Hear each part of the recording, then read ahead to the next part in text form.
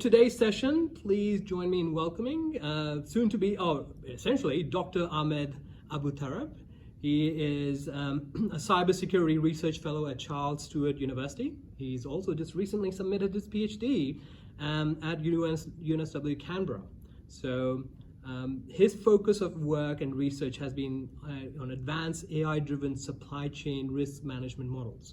And he's got extensive work in the field where he's really working on very competitive collaboration grants from different research institutes like CSIRO, Universities of Australia, and also the DAAD German Academic Exchange Service.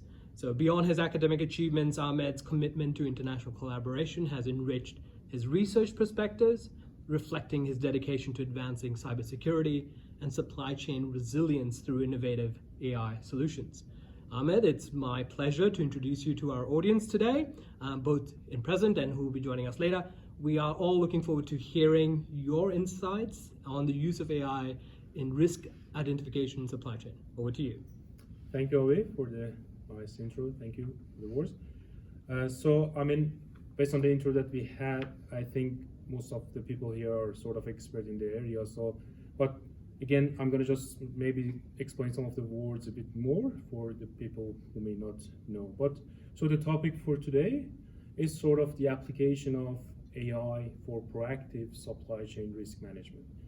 To be more specific, it is sort of for proactive supply chain risk identification step, because the risk management is a bigger sort of term. So the focus was on to identifying the disruptions. So the work that I'm presenting is it's a few sort of scientific papers published, and it's the sort of the accumulation of what I've done for my PhD. So I'm going to just briefly talk about the motivation of this sort of work, almost my PhD, and then just a bit of challenge, what challenges I had to start this process, and what I did, and then the future sort of works or something that it can be expanded, especially by the expansion of these sort of generative AIs, the ChatGPT and other tools. So the aim was sort of, that part proactive is really important because it was like proactive supply chain risk identification, as I mentioned.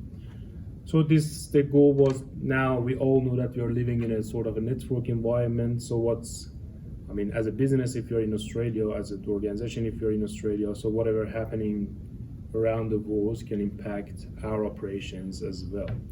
So, you can see in so many of these sort of companies, so many organizations, they do this manually. And let's say the focus, the best sort of place to find out these disruptions, I would say, is going to be through news articles. So you have access to the news, you can find out what's happening around the world and understanding. It can be a manual process, but definitely it takes a lot of time, effort, workforce. So the focus was how I can do this, how we can do this automatically. And by automatically, I mean use of AI, because it's a tool that can make so many things easier or faster.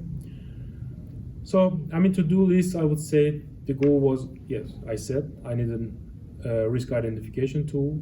By risk, it can be event identification, change of event identification, all of these things. Link identification, again, the relevance of these risk events to the supply chain of interest, the company that we are working for. Investigating the impact of the risk on the chain, and all of these, I think it's really important to be sort of fast to the point, because we want to see if we have enough window time for the reaction. It's a really important part of the risk management. So if you do the risk identification process in a good way, in a timely manner, definitely we can proceed with the next stages of this risk management.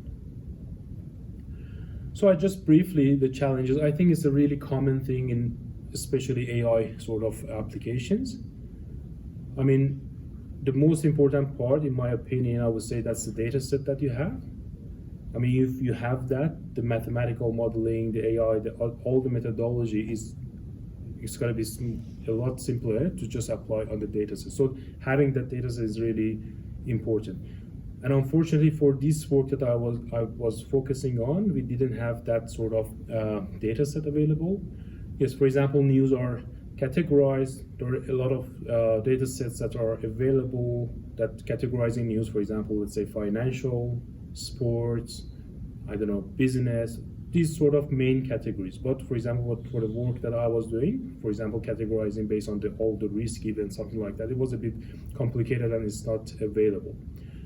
And the use of NLP, I just explained this one time. So it's natural language processing. It's one of the AI techniques, which is definitely, as you can see by the name, used for processing the natural language, let's say English. So all these tools usually is like, for example, for information retrieval, fake news, Q&A, I mean, some sort of these applications. So I needed to customize it for that supply chain risk management tool that I wanted to build. It was the really, I think I would say it was the most important part, to just that sort of natural language processing part of the application.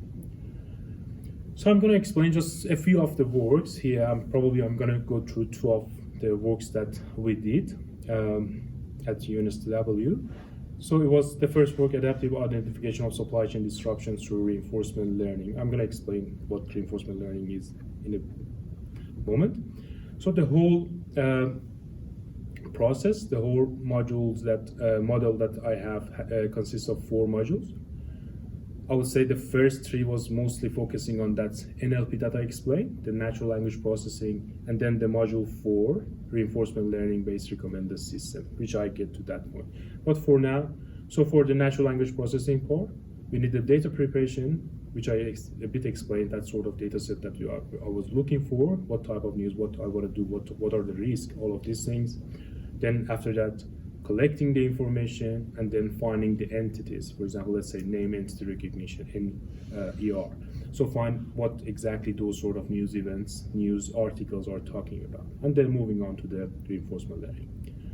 So I go step by step to these modules and just explain the benchmark for this model that I presented. So I needed something to start with. After searching for example, a taxonomy that I can use to, for example, see what risks we have, what are the risks. So I use Cambridge taxonomy of business risks, consists of 6 main categories: financial, geopolitical, technology, environmental, social, and governance. And under each, for example, let's say around 30, so it's around 160, 70, for example, risk events that they sort of categorize it in Cambridge taxonomy of business risk. So I used this one, but by looking at it, I can definitely say, for example, that it's not a thorough list, just categorizing them. So what I did to make it a bit more comprehensive, I just sort of a really easy part was just like using Wikipedia, because it's a really thorough source of information. I'm not talking about the correctness or anything, but it's a source. So what I did, I said, okay, let's see, for example, all these risk events. For example, for financial, if I start from the top, we have recession. Okay, is that all? I mean, if we find, for example, recession in news articles, it's going to solve the problem. I said no. Definitely, if you go and search in Wikipedia data set, I mean DBpedia, you can see for recession, you can come up with a lot of other words. Let's say unemployment, for example, market crisis. All of these terms can relate to that recession at some point, or it can be even having the same sort of meaning. So it was really important for me to just capture all of these events. It's not just focusing on this 170, because everyone knows that it's definitely more than 170 risks that we have. So so I started using that Wikipedia, and what I did, expanding this 170 days to almost 3,000 risk events, to just make it a bit broader and make the search scope bigger. So that was the first sort of step before starting the system. So then in the data preparation, it's a tool at the end of the day. So I mean, I'm explaining how it's worked. So at the data preparation, what we do, for example, for the company that, for example, we're working with, they're interested in using this tool.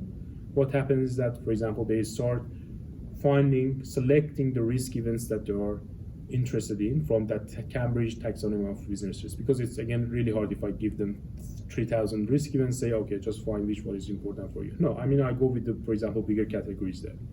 So based on that, what I do, I find out what are the similarities of these sort of terms. If it is, for example, recession is important for your company. Okay, how other terms can play in that sort of interest that you have. How can they disrupt your business operations or related to your objectives?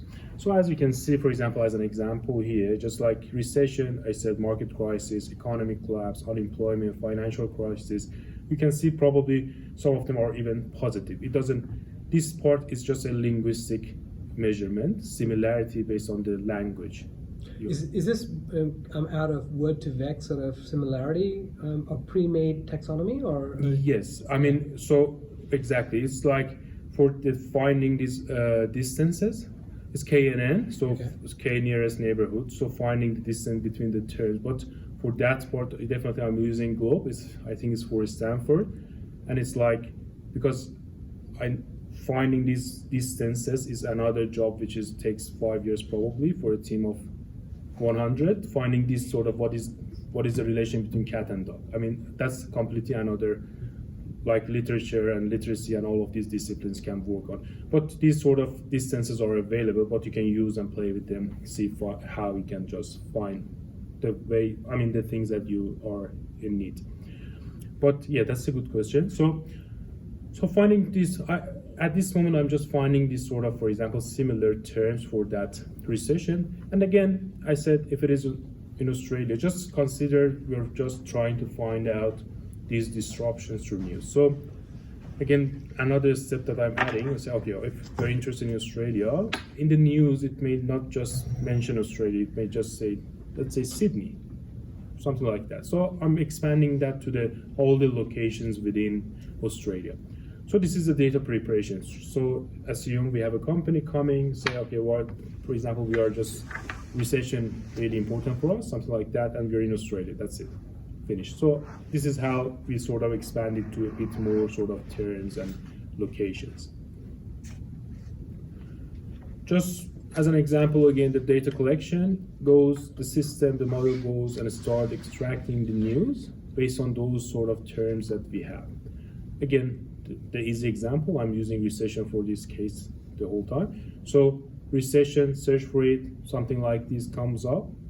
And then what happens? We extract this. We want to see, is it really important for us or not? So what happens? The easiest sort of, again, task for using natural language processing, the frequency. We have, I mean, the starting point, let's say, term frequency, TF-IDF, term frequency, inverse document frequency. It's a really sort of first step of natural language processing. So find out the frequency and see, for example, what are the repetition of these terms. I explained how it's going to help us. So what I did here, I go and, for example, in the news, we go and search out all the terms, that 3,000 risk events, for example, how they're repeated in this text. And then finding out their frequency, weighted sum based on their relevancy score. We calculate, for example, how relevant this can be to our sort of, how this piece of news can be relevant to the objectives, to the question. So just quickly, why this happened? Because, for example, this is like the input for the reinforcement learning part that I explained. So we have recession, but that recession is related to what, for example? You know, you can see, for example, in this news, it's talking about pandemic, coronavirus. All of these terms, you see that recession is related, for example, to pandemic. It's not related to, for example, another sort of financial crisis, something like that. So that's why all of these terms is investigated in each of these sort of, for each news article, we investigate all of these sort of ratings and calculate a score for them. And what happens after this? I quickly wrap up this first model and then move on to the next. So it's like we move on to the reinforcement learning based recommender system. So what is reinforcement learning? A simple way, I would say some examples is going to be all these sort of news recommenders that you have, these sort of movie recommenders, I don't know, the ad recommenders, all of these things you see in Facebook, for example. You're just clicking once in an ad of shoes, for example, and then you will get ads, shoes advertisement every day, for example, something like that. It's like the same process of this sort of reinforcement learning. So we have an agent. Agent is the model that we have. Action, it can be anything. For our case, it's like recommending a news. Environment is the, for example, risk manager of the company. Okay, interesting, not interesting, skip it, not skip it, whatever.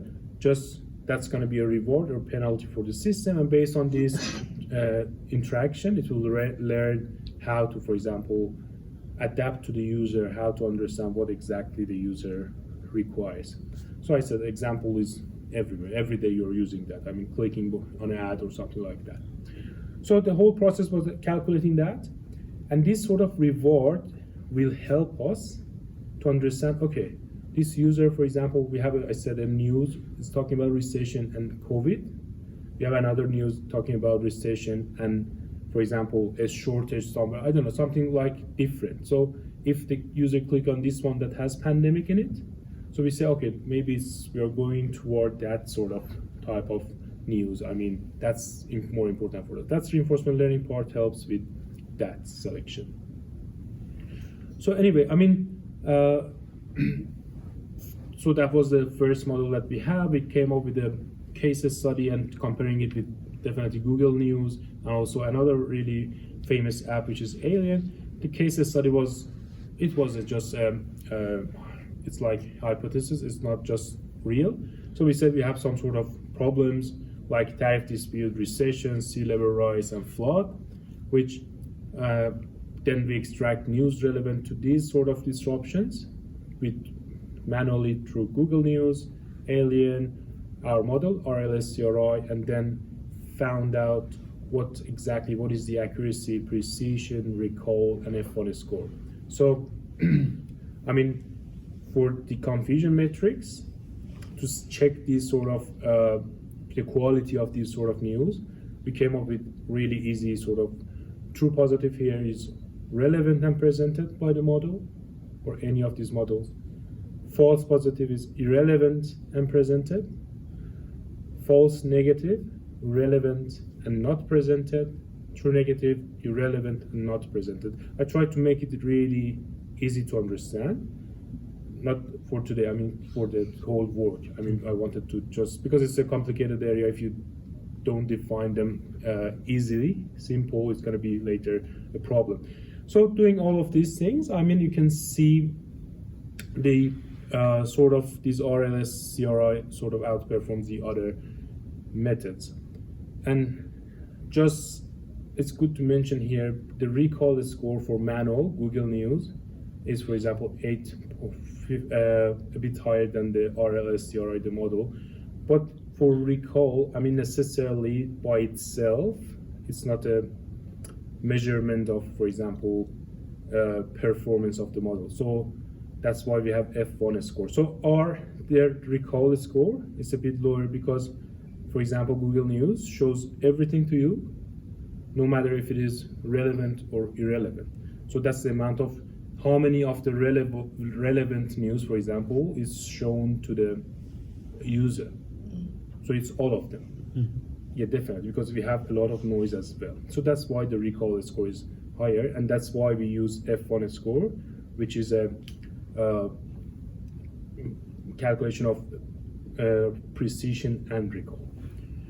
So quickly, I mean, we came up with a model. I'm not explaining this, but what happens is that, okay, so what are the problems here? I mean, first of all, we have the issue of cold start, I would say, because every time I have to start from the beginning, from scratch, we don't have any information, which is really annoying for machine learning algorithms. You have to start building the data set, building that feedback with the user. These are all almost solved in today's, this time. I mean, this work is a bit, for example, 1 year ago, something like that. But Anyway, so the coldest start is a really common problem of reinforcement learning, especially because I start, for example, with Avi, I start sending news, feedback, sending news, feedback, sending. So for the model to train, it needs, for example, let's say 1,000 data set at least. So 1,000 time I'm just trying, just making, probably sending sometimes irrelevant things to the user. So anyway, that's really important. That should be sort of addressed. And then still, we are not doing the process proactive enough. It's just still we are just going and finding some sort of terms and presenting it to the user. And yeah, NLP is really big. NLP, I mean, even large language models, ChatGPT is NLP. So all of these, I mean, we are not fully utilize all the capabilities of the system.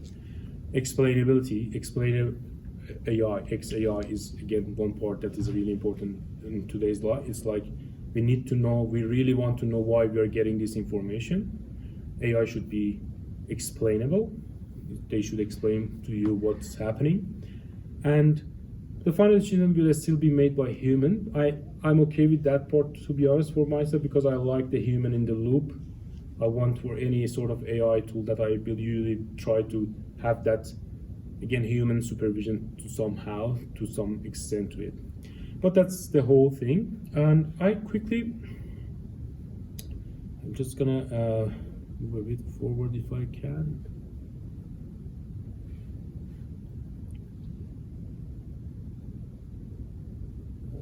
I didn't see the.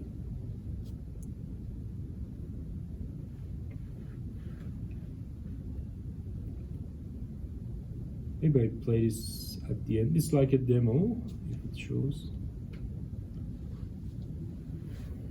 Is it playing? Or it's yeah. There it is.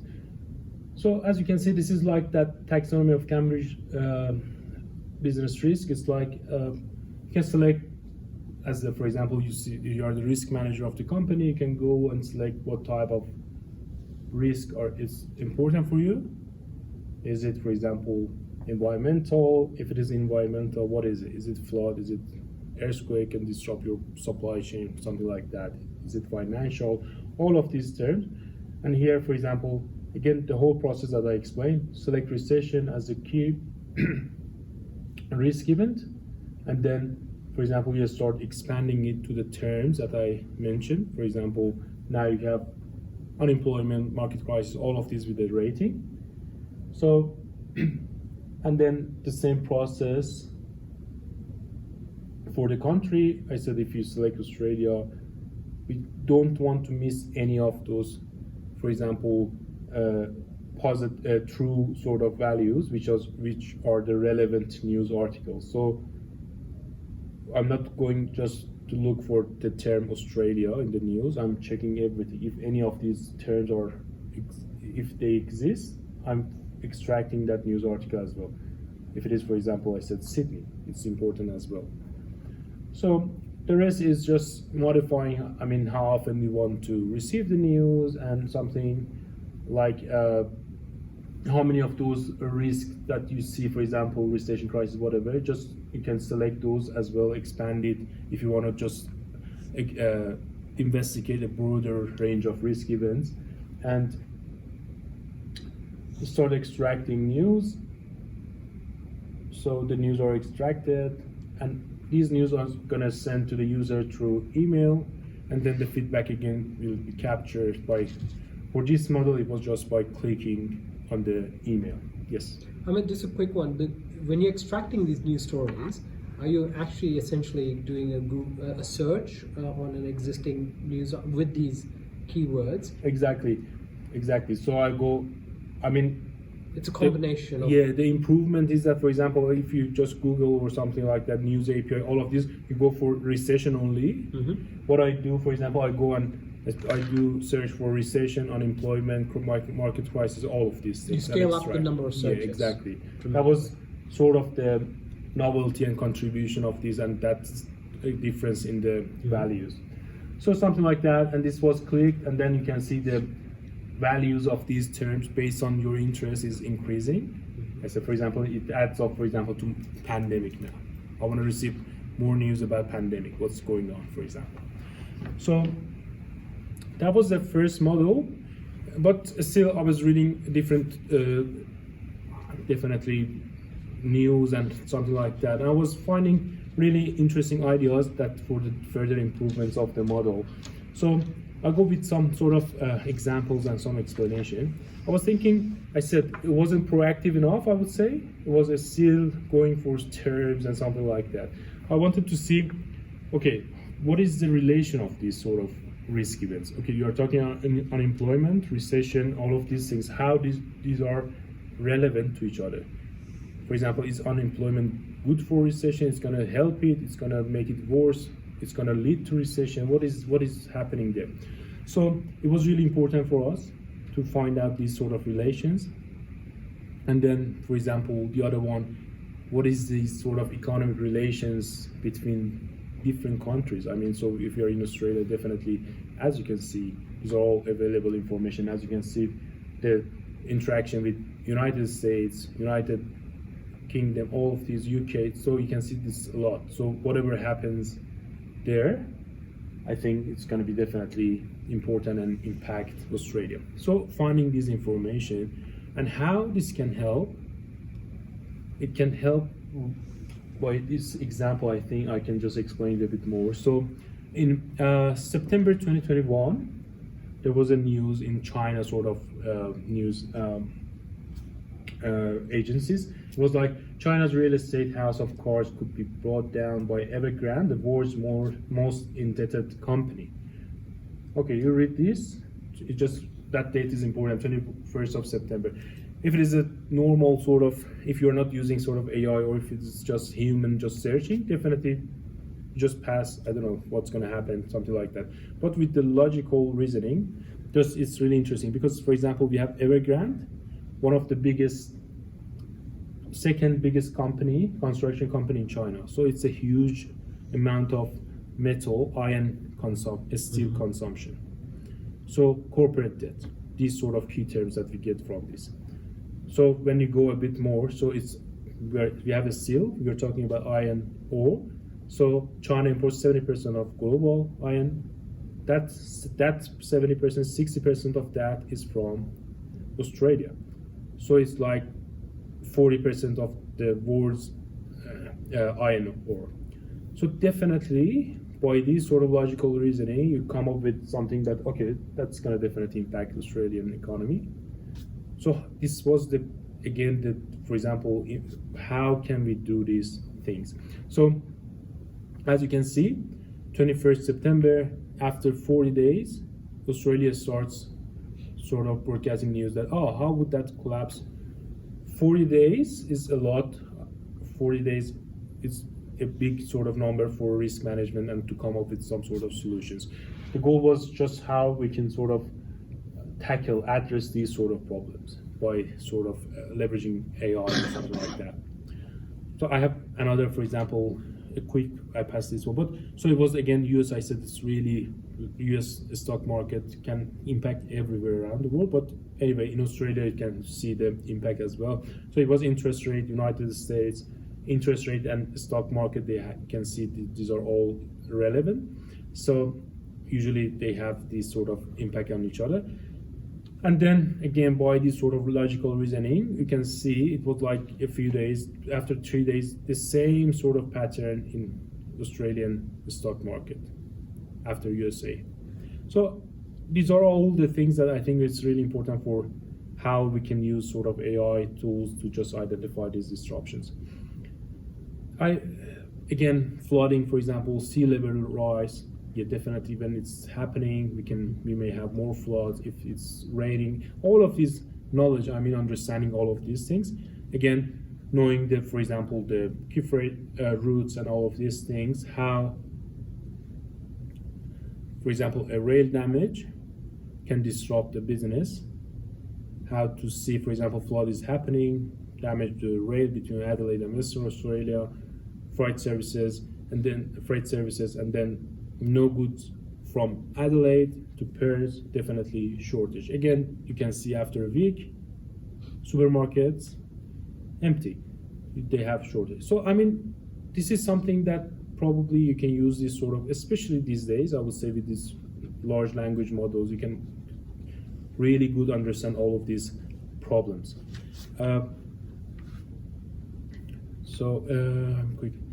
I'm just trying to talk a bit more. So just quick on that one. Yeah. So the causal links, how did you go and define them manually, or how did you come up with these causal links? So that's the point. I mean, I just explained all of this for now, but the focus was, I'll show you in the next work quickly, but I just focused on, for example, let's say recession, and the other one was like flood. It's a sort of a big work to understand all of these relations. For my work, I used a cause and effect. Again, it was AI tool to find that. I'll show you in a moment, and then I say how we can improve it even more, because this is was some sort of ideas. So the second work that we did, the focus was now the same scenario that I said, cause and effect, causal relations for environmental risk management. And for environmental, again, it was a really small piece of it. It was just focusing on flood. So what happens is that, okay, now we wanted to have more sort of fine-grained recommendations, because if you're just looking for flood, for example, if it is not closing any roads, it's not impacting your route, it's not going to be important again for your business. So it was, again, you're sending the user, if just going by key terms, flood in the specific location even, but this may not be important. The whole goal was trying to reduce the amount of noise that we have. So what I did, so I said, let's go with flood. So what happens is that we just went with the data set that was available, the historical road closures in Australia, and I just found out selected the ones that were closed due to flooding. Using that, I tried to find out, that was one data set that I had. Okay, we have these locations. I know that I have a data set of locations which were previously impacted by flooding. That's a good information. I can just maybe extend it to more to some sort of reasoning as well. The next one was, this is the question, this may answer your question, Avi. So it was like, okay, so what happens? What is flood? What can cause flood? I'm not talking about hydrology, I'm just talking about the textual description of a flood. So again, what I did, I said, okay, let's go and find out what is the description, what is the definition of flood, how it can impact, how it may occur. So I went to, again, the Wikipedia data set. I just found out what is the definition. Flooding may occur as an overflow of water from water bodies such as river, lake, ocean, whatever, and then accumulation of rainwater. This is how it may happen. So you're having this information, giving to cause and effect detection tool. For this work, I use BERT, Google BERT. So find out, okay, what are the cause? It's gonna be distance. Now is what is important for us? Distance from lake, river, ocean, and the participation rate. So how much rain we have. So this is the process that we have to do for all the risk events. I'm just explaining one of them, just flood, how we can find out. So anyway, so I just extended that data set that I had. Not only I had the locations now I have the distance from river, lake, ocean for those locations, and also the rain level that they had in that period of time that that road closures happened. So again, I'm building that data set because it wasn't available. I'm building that input for my machine learning model that I have. So just imagine I have 1,000 of this sort of information, and I'm going to use this to be able to decide, or for example, see what news are important, what are relevant to, what may cause road closures. If I said which news about flood may cause road closures. So this is the whole process, and I added a bit of explainability to it. I mean, when you receive an email, something like that, you can click on it, you know exactly what locations may be impacted. If you have this if you have connection in that specific area, something like that. And then some other question, why I'm selecting, why I'm showing this to you. A bit of explainability to the model as well. And how relevant, for example, it's like 82% relevant to what you're thinking, maybe something like that. So, as you can see now, we are more specific, how that true positive, previously it was, for example, true positive for us was relevant and presented. Relevant to what? Flood, that's it. But now, it's like true positive is sort of improved to road closures due to flooding and then presented. So you can see how much we're just more specific and how much noise we can avoid while doing that. And again, as an example, this is the first and second model, so you can see the accuracy, precision, how much it increases. It's almost 3 times better than the previous model if you consider the true positive, something like this. So I think I explained all of this in here. And then what happens is that this is just, again, one part of it. It's continuously improving. What I'm doing, I just try to add bits and pieces to it and just make it better. Quickly, just I think it's going to be also relevant to what you said. I mean, what can make this sort of work a bit better again? I would say that causal relation, I would consider it as knowledge graph here for this model, how it can help. A knowledge graph, you probably all know that what it is. A simple example, we say, for example, we have Barack Obama, we say, okay, so definitely born in Honolulu, so it's a location, and it's in the USA, married to Michelle Obama, and politician, all of this information, knowledge graph. So how can we use this to build our supply chain risk management tool? It's here. So again, we have earthquake, where, for example, in Taipei, Taiwan, so I don't know how Hanhei Precision Industry Co. is located there. And who's that? Definitely supplier of Apple. So, the chipsets are usually from there, so Apple as well.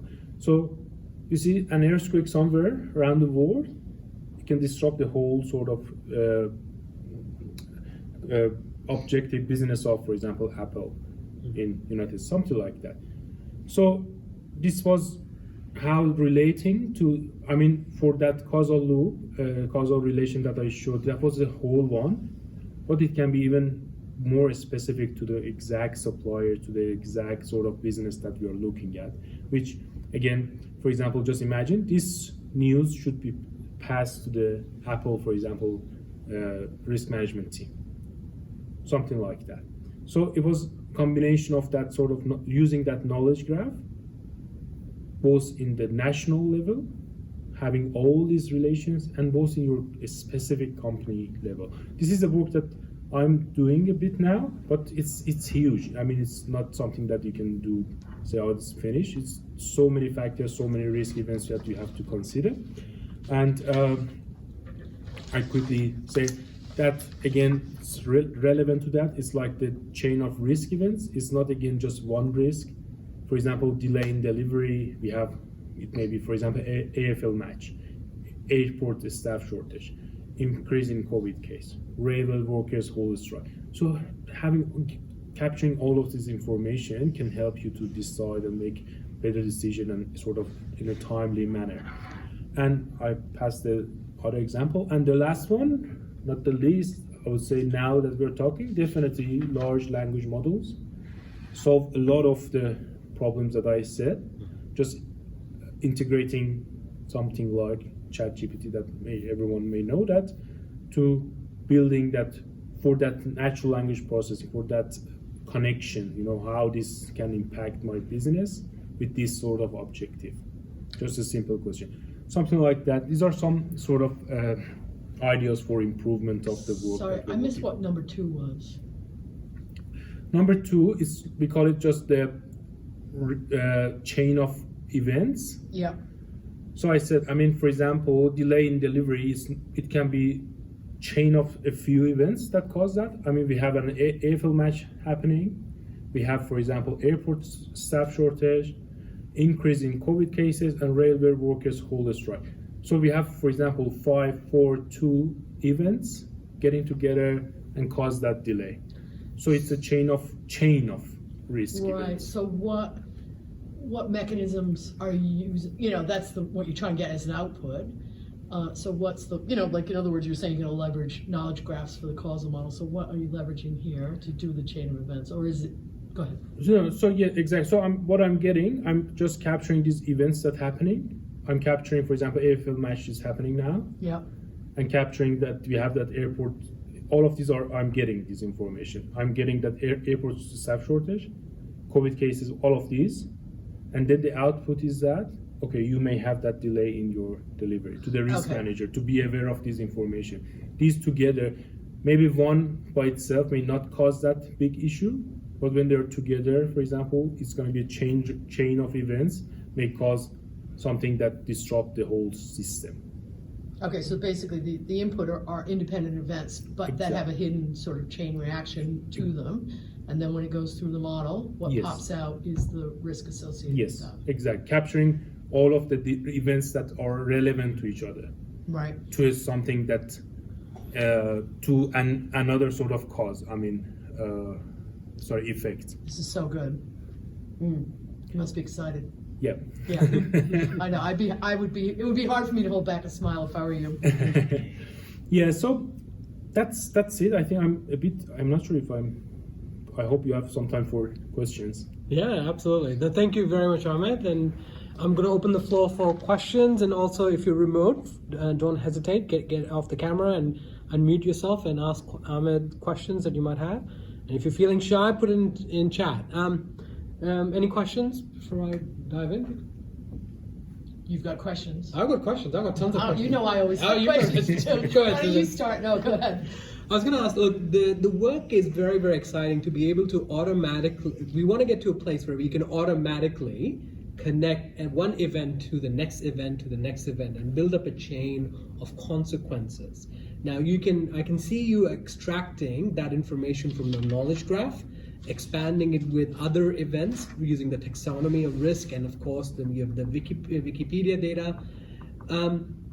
Have you thought a little bit about how you might approach the building up this historical data set? Could you go back and look at the articles from, let's say, 2 years or 3 years in the past, each day what article came out, what was the event and activity, and then look for a time-based correlation down the line? Oh, actually this event happened, and in 3 months there was this consequence of it. Yeah. Have you thought a little bit about that? No, exactly. I mean, to be honest, that's a way of doing that. So that's a really good point that you made. It's like time series as well. So we go exactly see what happened for previous AFL matches. Did they disrupt anything? It's like time series. So this. That's for example, these roads were closed, something like that. So definitely delay in the delivery, whatever that you happen.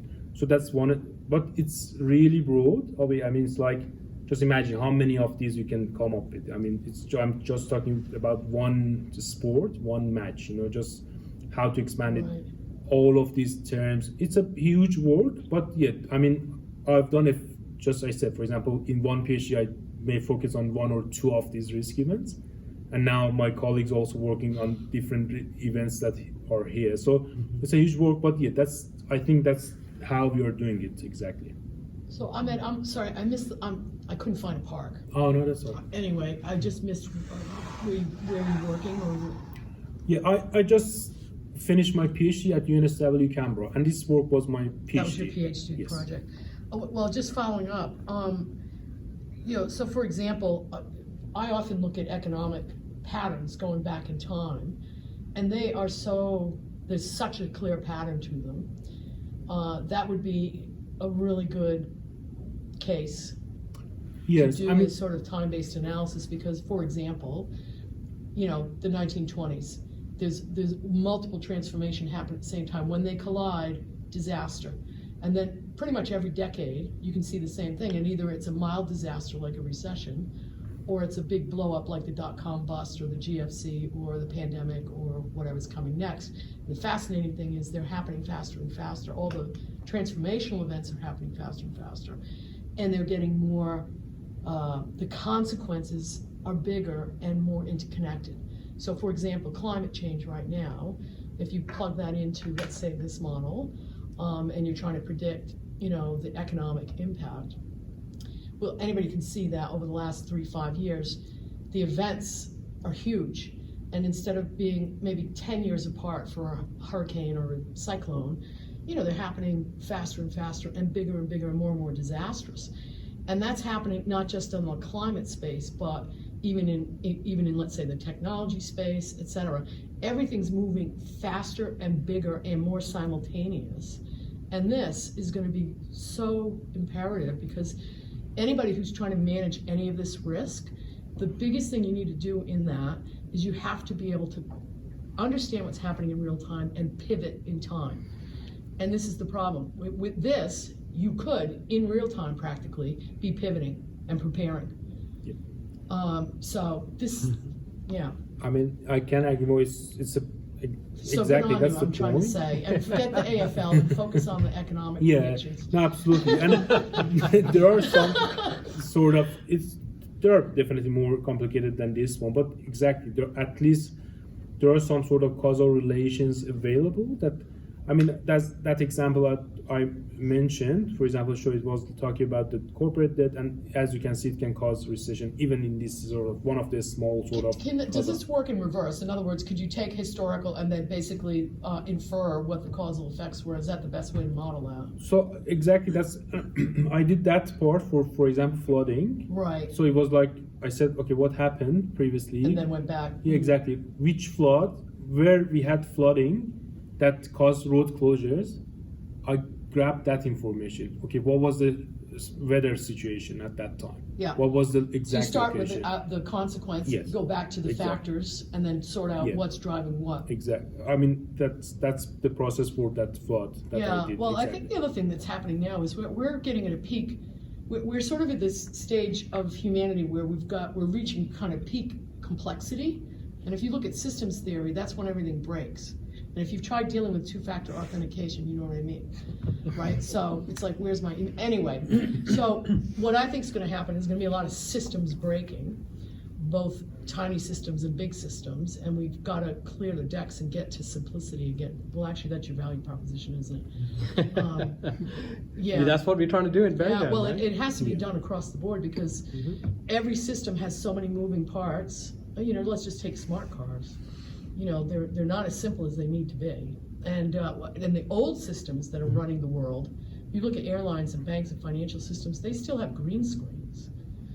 Yeah, the And old nobody's terminals. afraid to touch. You can't touch. Nobody can touch that piece of software because God knows the whole thing will come crashing down. A lot of financial companies are running on Yeah. COBOL. I know. Right, and so there's a huge risk there. I know. That when Hey, all the programs we got past Y2K.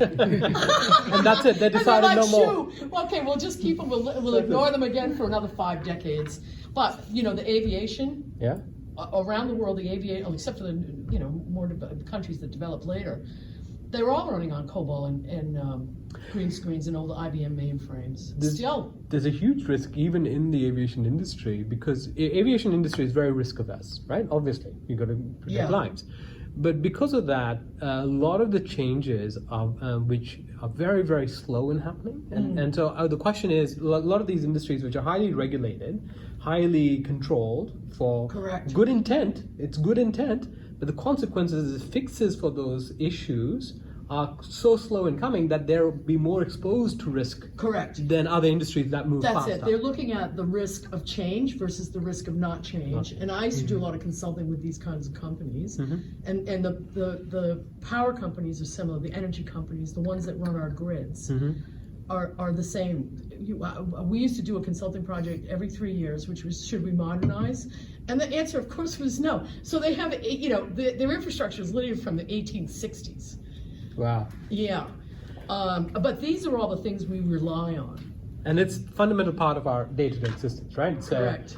yeah. Now, another related question on this, right? Now, you brought this up earlier about how do we potentially automatically model these relationships from historical data, and you did it for one example, but you started with some expectation of a schema that relates things. So you say, okay, when there is flooding and there is road closure, that's an event that's worth noting. Right. Have you got any ideas or any clues onto how you might approach it at an automated scale and automatically? So I'll go to my third sort of future direction. I would say large language modeling. Models, they're so good at this now. I mean, they can find out just using some. I'll go with ChatGPT and just asking, for example, how this is going to impact. This is, for example, the objective of my company. I'm located in this area. How, for example, flooding, how earthquake in Taiwan can impact me. They're really good in just connecting. But ChatGPT is doing that connection because it has seen historical articles that connected these things, right? Yes.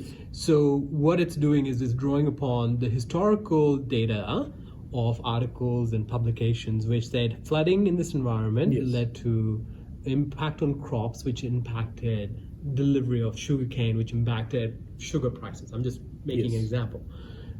So we're going to be constrained by the large language models learning those relationships, which is possible for big events, right? Yes. I wonder whether there's a possibility here to bring in that taxonomy-based approach where you were talking about, right? And then use a blending of the two. Again, it's really, because as you can see, it's exactly two aspects. One is that sort of national level, which, for example, all companies, what happens if anything happens to Taiwan, for example. Any company that has, for example, used chips, they need, for example, they're going to be impacted.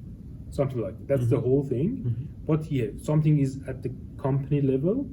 That's what exactly, again, you mentioned that, because that's what I was working on and we are working on. It's like going through these documents, finding out what they're doing, for example, how we can find out the key terms, whatever in their objectives, and how for each of them, for example, what are the causes, what can cause recession, worldwide or something like that.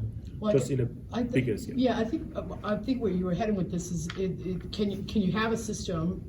Well, I'm sure at some point you can, but where your NLP is feeding your taxonomy knowledge graphs and vice versa, so they're sort of updating each other, which would be the automation part, as opposed to you or I sitting around going, I think these things are related, let's try that schema. Yes. So is that on the horizon? So that's a very good, the goal of using, I don't know if you heard that part, the reinforcement learning was just exactly improving the whole process. Right. So whatever happening, I mentioned again the coldest start, which is because I start with almost nothing here. I start training based on the interaction that the model has with the user. So exactly based on what you're giving me, the feedback you're giving me, and the characteristics, the features of, for example, that news, I sort of combine this information and sort of improve the model each time that I receive a feedback from for example, the user. Right. So I guess how far do you think we are away from where you, as a human, don't need to intercede? Because I think that's your question. Yes. How much can we automate? Yeah, that's a.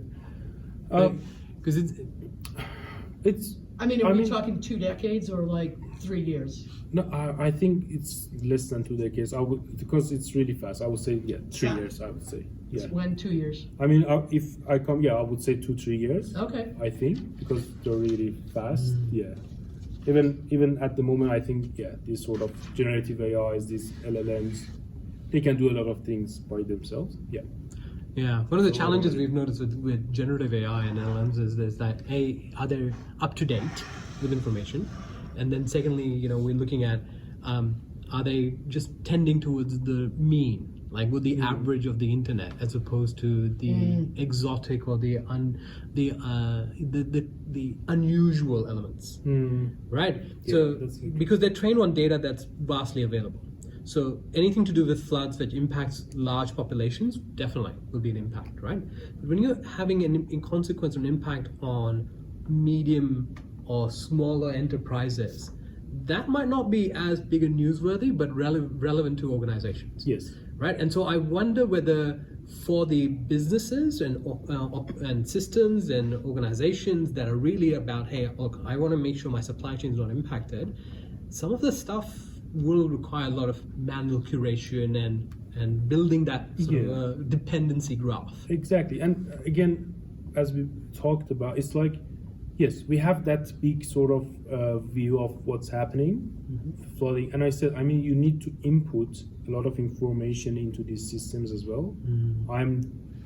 For example, this is, for example, Apple, and this is what we are doing exactly. These are all, for example, the operational, for example, work that we are doing. So you have to input all of these things. Then based on this information, they can relate and say, okay, what we have for everything, how we can just relate it to this small, for example, company. Just what is I don't remember the exact word for that, but yeah, from sort of bigger things, just coming to the smaller sort of scale, and see how for this specific company, based on these sort of lines, for example, we are using this sort of chipset. Yeah. That's it. I grab that. I see how I can use it later. For example, something like this. So, but yeah, definitely you need that part. You need, for now, still it's manual. You need to just input as much as information you can just to the system. I mean, and for the big events, I think automation, automatically parsing through using large language models and pulling that data together makes perfect sense. Yes. I suspect it's that middle layer, right? Because some small businesses really wouldn't be able to take actions even if they knew that there was an impact on their risk of suppliers. That's fair. They're more the victim than the victim. They really have very little recourse of saying, oh, actually, I can't get this particular equipment from this supplier. I can go to another one. They don't have that, or they don't have the bargaining ability. Well, they don't even have the right. Sometimes they don't even know which supplier is giving them a better price. Yeah. Or something. So they're like, yeah, I'll just go for $50. I'll go for somebody else for $54. While all this time there'll be somebody selling it for $43. So that is, I'm talking about small suppliers. So you've got small businesses who just won't be able to take advantages. You've got large organizations, enterprises, the Fortune 500s, who will use LLMs because they're very deeply vested in it. Yes. I think there's a huge middle, and if you can crack the nut on how do you simplify that, I as a business can go in and say, hey, this is my business. These are my areas, my dependencies, my products and my services, or where I operate. Find me the elements that are important to me, right? If you can flip that, that's magic for lots of businesses. Something like, this is not a small company, but like iron ore, for example, right, or reinforced steel. Yeah. So there is a supply chain which doesn't go across just one country. It goes across like 4 or 5 different countries, right? It gets curated somewhere, something else happens somewhere else, and then it's pulled from, let's say, it goes through China, Australia, and that gets pulled from Canada, right, into a company in the US. Now, how do you know that this is how it's mapped, and how do you use your model to basically say, okay, from an economics perspective, from a flooding environmental perspective, from this perspective, between this, within China, everything in this path, how will that impact? Okay, that's not going to get impacted this year or for this period of time. Okay, now the next cycle, which is from China to Australia, how exactly will that work out? And then all of these factors. So essentially, all of. No, that's the point. I mean, if I definitely had that, I was in sort of Silicon Valley at the moment. He'd be already $1 billion startup himself. The big issue is the data, right? Or data, depending on what time and place you're saying it. That's absolutely So just maybe, and I don't know if this is necessarily where you were focusing or what, but how is that coming together? So, for example, what was just described, there's so many players in that who's got all bits and bobs of the data, and most data today is bits and bobs to begin with. And so, what do you see things like, for example, let me give you an example. Are peak bodies getting involved? are big suppliers getting involved? Are there any mechanisms that are happening where, let's say I'm a medium-sized company, I'm in a sector in country A, right? Am I going to necessarily, you just described a normal complex supply chain.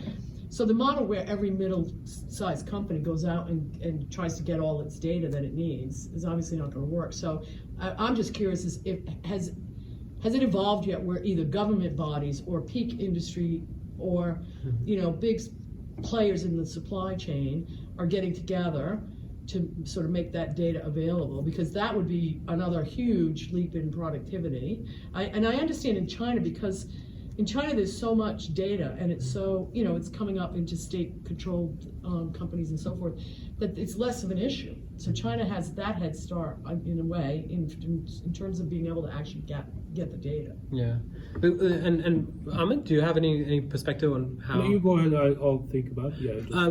Really you have to think a little bit about what's in it for them. Why would companies or organizations even volunteer to share that data? And we sadly right now operate with a view that everyone's data is so precious, and that they've got a competitor. In reality, they're not even using their data, right? If you look at most organizations, they collect terabytes of data, store it away, pay for it. Then one day they'll get around to analyzing it, and that never happens because they don't have the people, they don't have the staff, they don't have the expertise to do this. And so, less than about 70% of data typically is never even looked at, let alone analyzed to find relationships. Right. And so, especially in manufacturing companies. Manufacturing is a big. I think, especially in manufacturing supply chain, they have all the data. They could run these language models and everything else on it, but they still have one person monitoring, manual monitoring of where the prices are going up and what's the country's situation like and stuff. Well, I mean, their whole DNA is industrial age. It's industrial, yeah. So they're not quite getting that. It's not their fault because their priorities are something else. Yeah. Right. They're The trying priorities to run are a factory. just get production demands met. But they don't there's a lot of opportunities. Yeah. They don't understand that with all of the whatever's going on in AI, it can help them do better, and it can be a tool to essentially, increase their productivity and Well, that's it. They have to make that. That's the connection that they'll come to, which is once I start doing this, then that's how I get leaps in my machine. and that's a difference. Maintenance and whatnot. Yeah, but that's a difference between what's happening in China versus what's happening everywhere in the developed world. Essentially, you have a company in China which is using AI, a manufacturing company, versus a manufacturing company in the U.S. which is still very old school and running on COBOL and manual.